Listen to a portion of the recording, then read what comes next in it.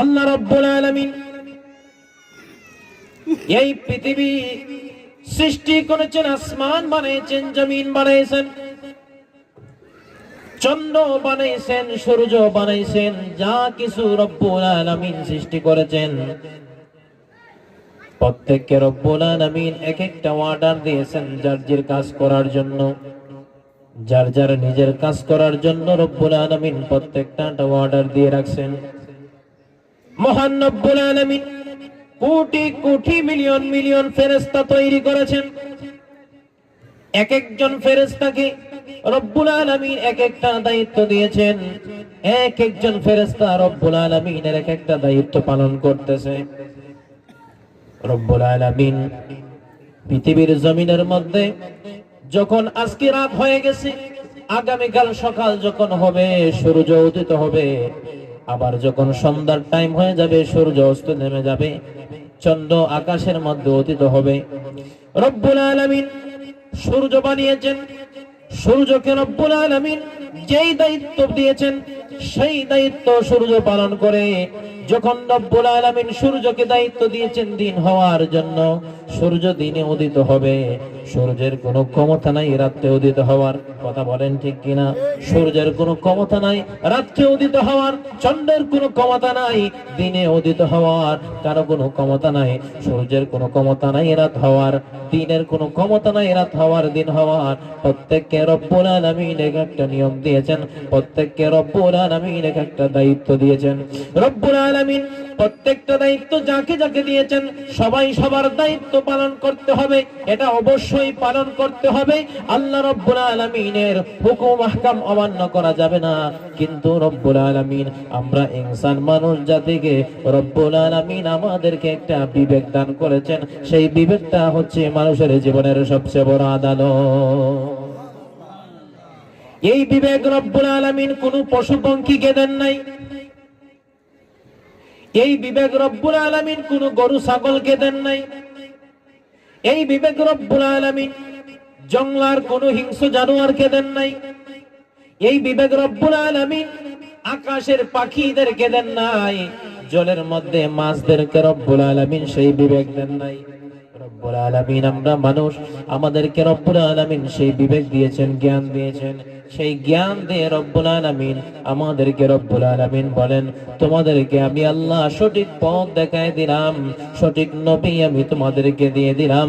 এবার তোমাদেরকে আমি আল্লাহ রব্বুল আলামিন তোমাদের জ্ঞানের উপর আমি তোমাদেরকে ছেড়ে দিলাম। যদি ভালো কাজ করো তাতেও সমস্যা নাই, খারাপ কাজ করো তাতেও সমস্যা নাই, আমি আল্লাহ তোমাদের বিবেকের উপর ছেড়ে দিলাম। বিবেক দিয়েছেন রব্বুল আলামিন। এবার আপনার বিবেকটা কাজে লাগান, আপনার জ্ঞানটা কাজে লাগান।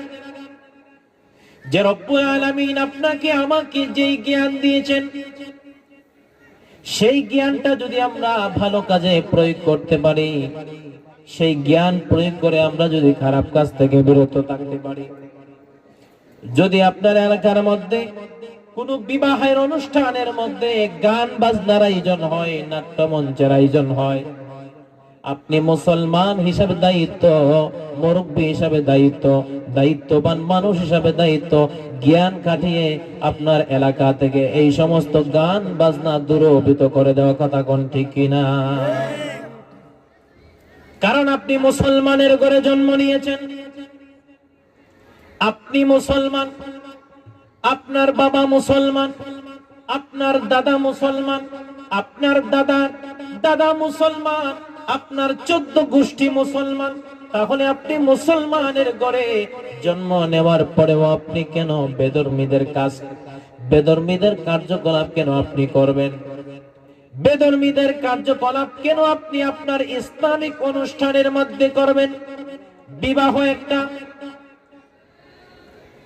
পবিত্র একটা অনুষ্ঠান, এটা হচ্ছে বিবাহের অনুষ্ঠান, যেই বিবাহের মাধ্যমে একটা পবিত্র, দুইটা পবিত্র মন, একটা মন আরেকটা মনের সঙ্গে মিলিত হয়। এই পবিত্র একটা অনুষ্ঠানের মধ্যে, পবিত্র একটা বিয়ের মধ্যে আপনি কিভাবে গানের আয়োজন করেন, সারা জীবন সংসার করবেন, সেই বিবাহের মধ্যে আল্লাহ রাব্বুল আলামিনের লানত পড়বে, আল্লাহর ফেরেশতারা লানত দিতে থাকবে। আর যেই ব্যক্তি বিবাহের অনুষ্ঠানের মধ্যে আল্লাহ এবং আল্লাহর রাসূলের নাম দিয়ে শুরু করবে, কোরআন তেলাওয়াত দিয়ে শুরু করবে, নাতে রাসূল সাল্লাল্লাহু আলাইহি ওয়াসাল্লাম দিয়ে শুরু করবে, তাদের বিয়ের মধ্যে রব্বুল আলামিন কোটি কোটি বরকত দান করে দিবে।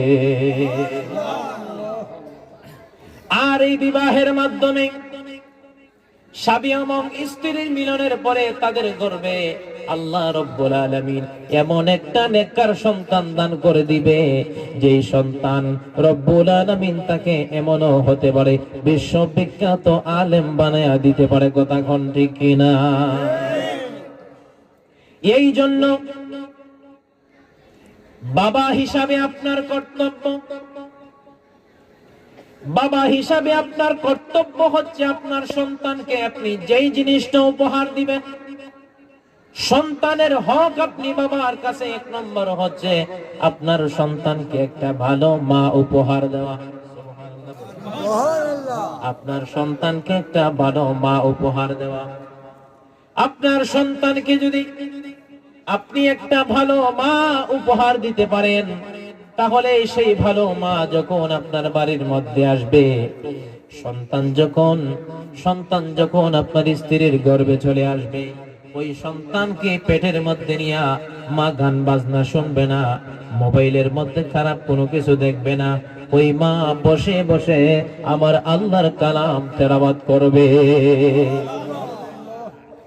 আর ওই মা যখন সন্তান পেটের মধ্যে নিয়ে আল্লাহর কালাম যখন তেলাওয়াত করবে, ইসলামিক ওয়াজ যখন শুনবে, ইসলামিক নাচ যখন শুনবে, ইসলামের ভালো ভালো কাজ যখন মা শুনবে, আর যখন 5 ওয়াক্ত নামাজ পড়বে, নামাজের পরে সন্তানের জন্য দোয়া করবে।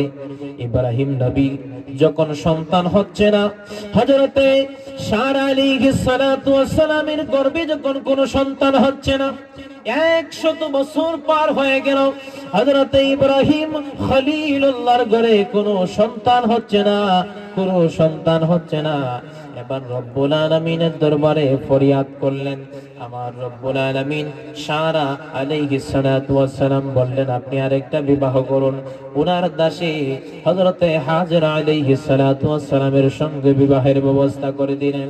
আল্লাহ রব্বুল আলামিন দোয়া শিখিয়ে দিলেন, রব্বি হাবলি মিনাস সালিহিন রব্বি লা তাযরনি ফারদান ওয়া আনতা খায়রুল ওয়ারিসিন।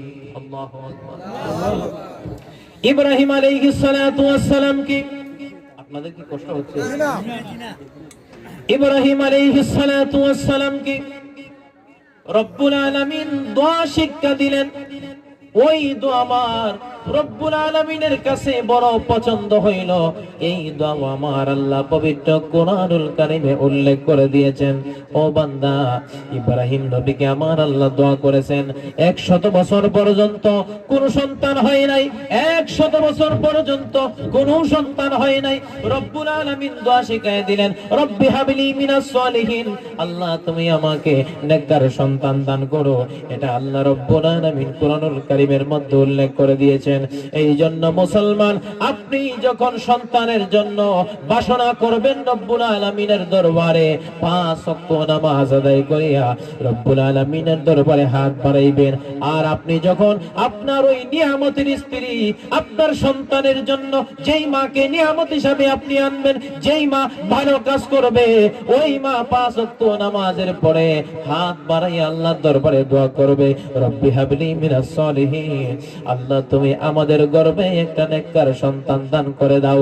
ওই মা আল্লাহর দরবারে দোয়া করতে দেরি হয়, আমার আল্লাহর দরবারে তার দোয়া কবুল হতে দেরি হয় না। জুড়ে বলেন সুবহানাল্লাহ। এই দোয়া মহান রব্বুল আলামিনের কাছে কবুল হয়ে যায়। এই জন্য দুনিয়ার মুসলমান শুনেন মনোযোগ দিয়ে,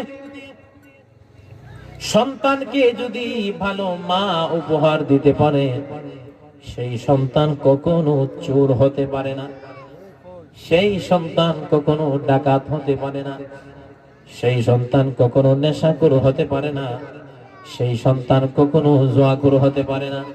সেই সন্তান কখনো সুদখোর হতে পারে না, সেই সন্তান কখনো ঘুষখোর হতে পারে না। কারণ যার মার ভিতরে সঠিক আদর্শ, যার ভিতরে সঠিক আদর্শ আছে, যে মার ভিতরে আল্লাহ এবং আল্লাহর রাসূলের ভয় আছে, ওই মা তার সন্তানকে সব সময় সঠিক শিক্ষা দিবে, আল্লাহর সঠিক শিক্ষা দিবে, ইসলামের সঠিক জ্ঞান তার সন্তানকে শিক্ষা দিবে। আর সেই শিক্ষায় তার সন্তান বড় হইয়া আল্লাহ এবং আল্লাহর রাসূলে আদর্শিত হইবে। জোরে বলেন সুবহানাল্লাহ। আল্লাহ এবং আল্লাহর রাসূল যেই হুকুম আহকাম আমাদেরকে পালন করতে বলেছেন, আল্লাহর পেয়ারা নবী, দু জাহানের বাদশা নবী মুহাম্মাদুর রাসূলুল্লাহ সাল্লাল্লাহু আলাইহি ওয়াসাল্লাম আমাদেরকে যেই আদর্শ শিক্ষা দিয়েছেন, সেই আদর্শ যদি আমার আপনার মধ্যে বাস্তবায়ন করতে পারি, ওই ব্যক্তির দুনিয়া আখিরাত উজালা হয়ে যাবে।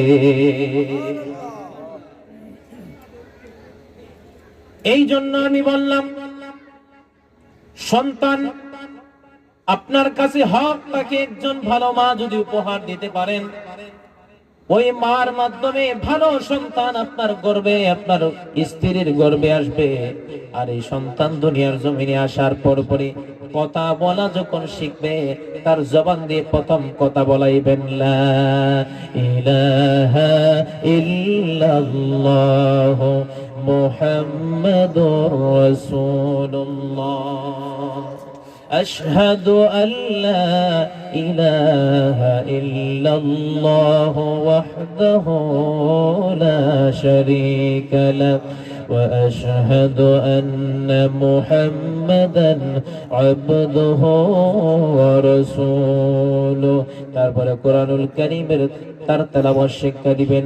বিসমিল্লাহির রহমানির রহিম, আলহামদুলিল্লাহি রাব্বিল আলামিন, আর রহমানির রহিম, মালিকি ইয়াউমিদ্দিন, ইয়াকা না'বুদু ওয়া ইয়াকা নাস্তাঈন, ইহদিনাস সিরাতাল মুস্তাকিম, সিরাতাল লাযীনা আন'আমতা আলাইহিম, গায়রিল মাগদুবি আলাইহিম ওয়ালাদ-দাল্লিন। আমিন।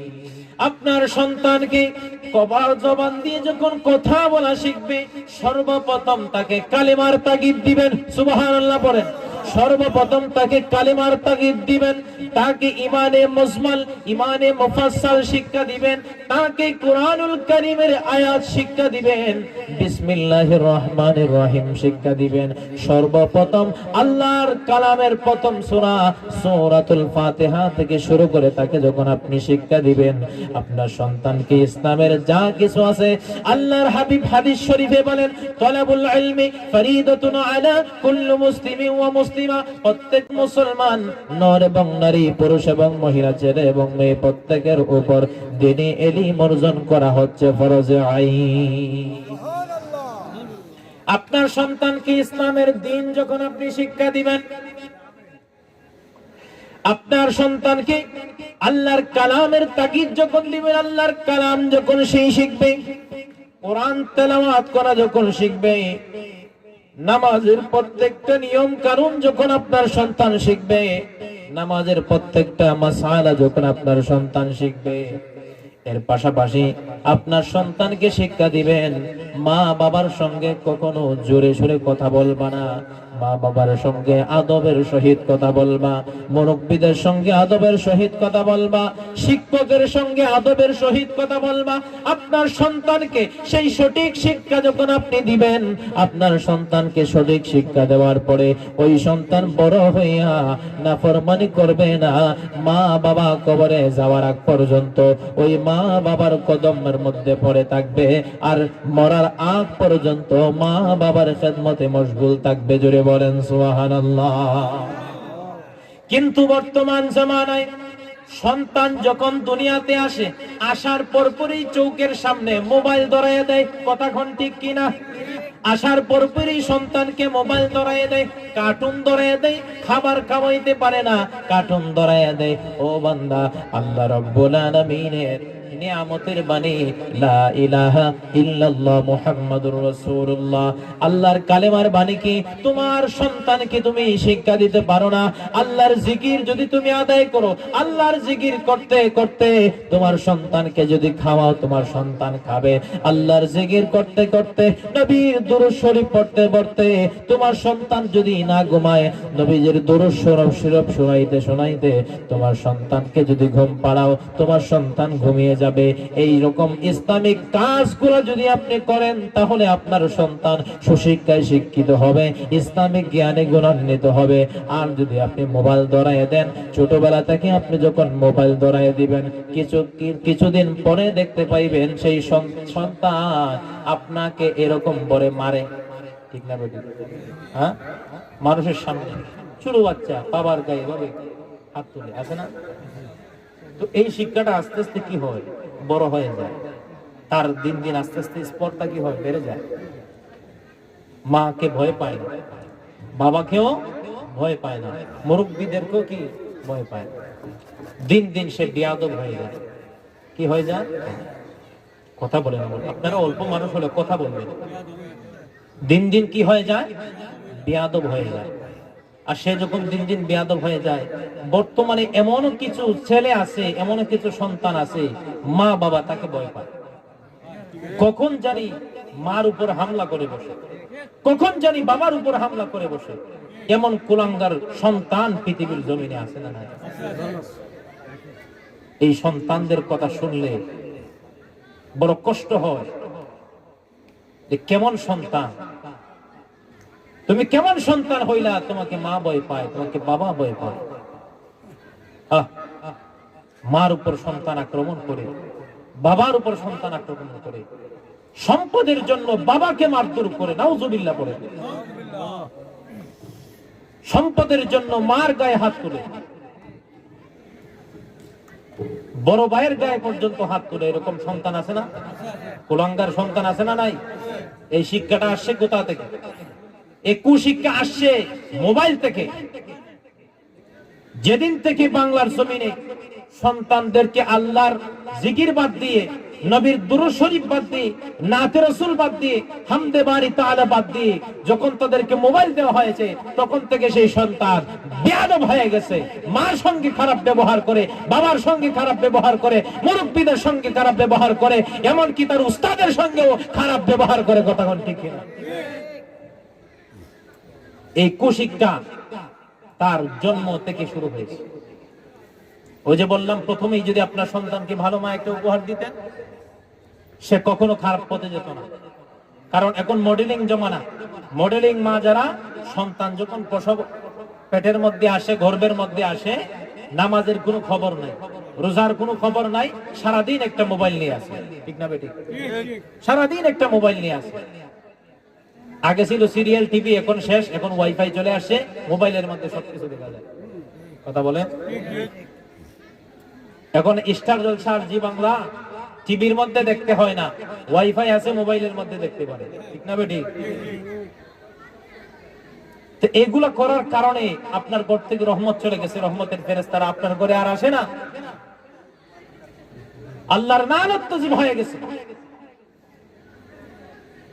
আজকের সন্তানরা মার সঙ্গে বাবার সঙ্গে এরকম ভাবে খারাপ ব্যবহার করে, একমাত্র এই কারণে তার মা ভালো হয় নাই, এজন্য সন্তানও ভালো হয় নাই।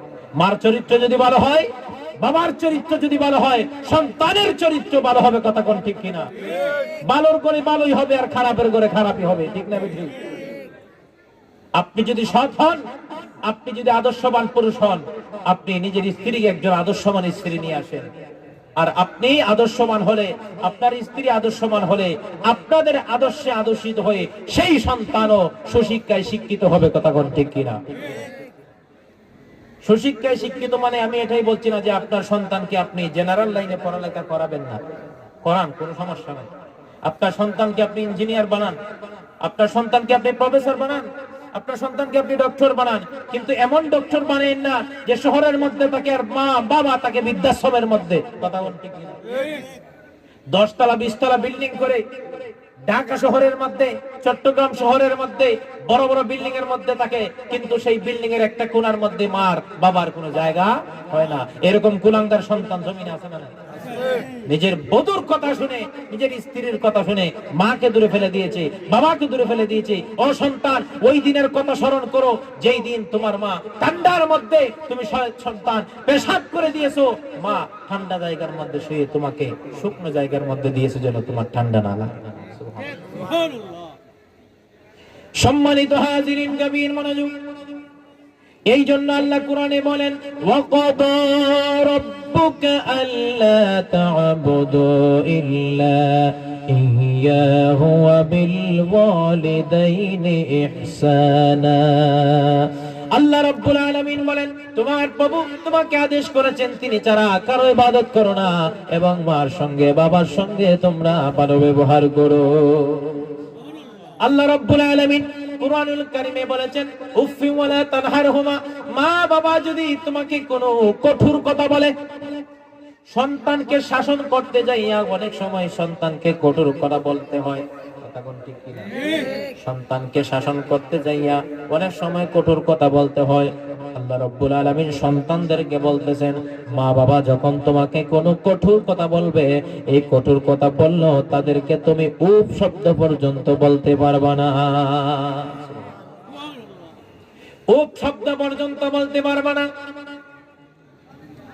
আল্লাহর নবীর একজন সাহাবী, নাম হচ্ছে হযরতে আলকামা রাদিয়াল্লাহু তাআলা আনহু, মৃত্যু শয্যায়, জবান দিয়ে কোনো কথা বাহির হচ্ছে না, জবান দিয়ে কোনো কথা বাহির হচ্ছে না। আল্লাহর হাবিবের দরবারে খবর গেল, ইয়া রাসূলুল্লাহ, আপনার সাহাবী আলকামার জবান দিয়ে কোনো কথা বাহির হচ্ছে না, মৃত্যু শয্যায় পড়ে আছে, তার জবান দিয়ে কালেমা নসিব হচ্ছে না। আল্লাহর নবী বললেন, কেন? তার মা কি জীবিত আছে? তার মাকে আমি রাসূলের দরবারে নিয়ে আসো। আল্লাহর হাবিবের দরবারে আলকামার মা যখন আসলেন, আলকামার মা আসার পরে আল্লাহর হাবিব জিজ্ঞাসা করলেন, এই আলকামার মা, তোমার সন্তান আলকামার জবান কেন বন্ধ হয়ে আছে? তার জীবনে কি কোনো ভুল করেছে? ইয়া রাসূলুল্লাহ, ইয়া হাবিবাল্লাহ, আমার আলকামা জীবনে কোনোদিন 5 ওয়াক্ত নামাজ বাদ দেয় নাই, জীবনে কোনোদিন রমজান মাসের রোজা বাদ দেয় নাই, তারাবির নামাজ কোনোদিন বাদ দেয় নাই, কোনোদিন যাকাত দেওয়া বাদ দেয় নাই, হজ করেছে, আল্লাহর সমস্ত হুকুম আহকাম আমার আলকামা পালন করেছে। একটা মাত্র সমস্যা ছিল, আমার আলকামা আমি মা থেকে তার স্ত্রীকে বেশি প্রাধান্য দিত।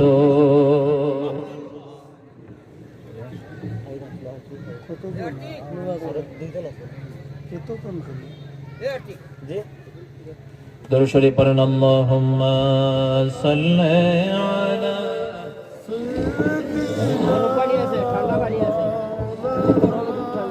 মুহাম্মাদ ওয়া আলা আলি সাইয়্যিদ মাওলানা। সম্মানিত হাজিরিন, গভীর মনোযোগ।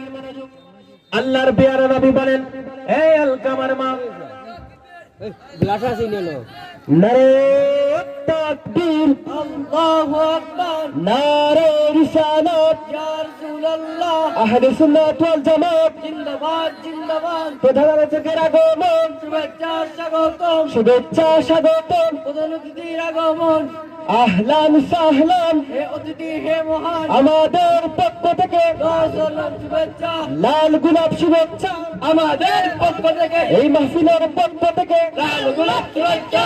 নারে তাকবীর, আল্লাহু আকবার, নারে তাকবীর, আল্লাহু আকবার, নারে রিসালাত, ইয়া রাসূলুল্লাহ, মুসলিম আলা হযরত জিন্দাবাদ জিন্দাবাদ।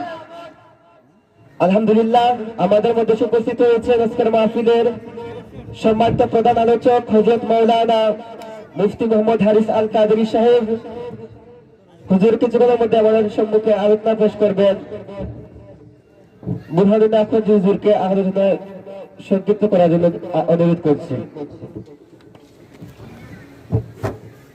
সম্মানিত হাজিরিন, গভীর মনোযোগ। সামান্য কথা বলে আমি শেষ করে দিচ্ছি, এটা শেষ করে দিই। আল্লাহর পেয়ারা নবী আলকামার মাকে জিজ্ঞাসা করলেন, এই আলকামার মা, তোমার সন্তান জবান দিয়ে কালিমা বাহির হচ্ছে না একটা মাত্র কারণ তুমি মা, তার উপরও সন্তুষ্ট। এবার তুমি তোমার সন্তানকে মাফ করে দাও। তার মা কোনো কথা বলে না। আল্লাহর হাবিব সাহাবায়ে কেরামদেরকে বললেন, কাঠ জোগাড় করো। কাঠ জোগাড় করা হলো, আগুন জ্বালায় দেওয়া হলো। আলকামাকে নিয়ে আসো, আগুনের মধ্যে ফেলে দেওয়া হবে। আলকামার মা ডাক দিয়ে বলে, ইয়া রাসূলুল্লাহ, ইয়া হাবিবাল্লাহ, নবী গো, আমার সন্তানকে যদি আপনি আগুনের মধ্যে পড়ে দেন, ইয়া রাসূলুল্লাহ, আমি এটা সহ্য করতে পারবো না। আল্লাহর হাবিব বলেন, আপনি যদি আপনার সন্তানকে মাফ না করেন, আপনার সন্তানকে আমার আল্লাহ জাহান্নামের আগুনের মধ্যে জ্বালাইবে।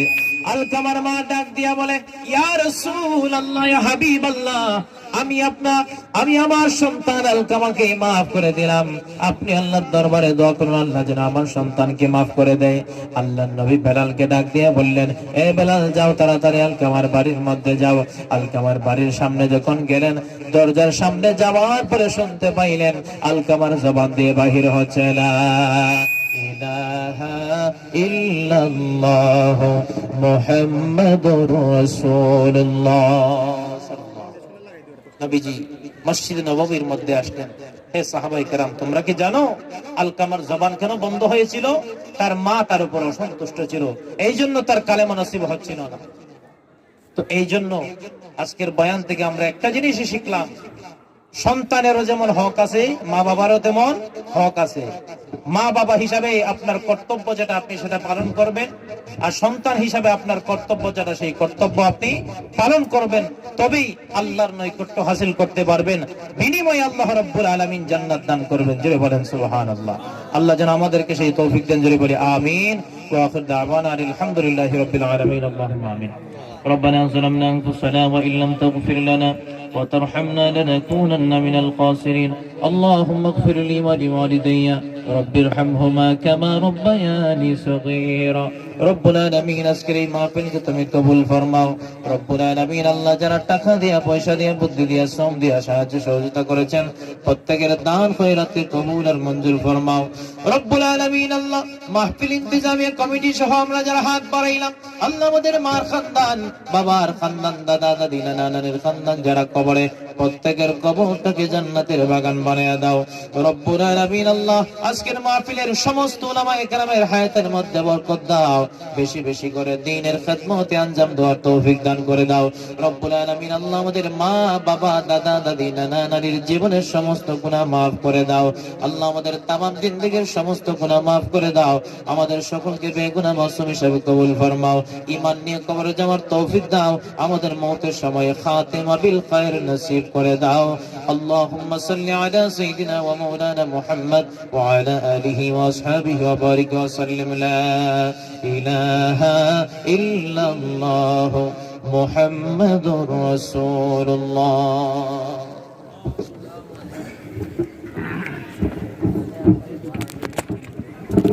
সুন্দর আয়োজন করেছেন মাওলানা হাফিজ কারি শাহ বুরহানুদ্দিন আফন্দি সাহেব। হুজুরকে মাহফিল পরিচালনা কমিটির পক্ষ থেকে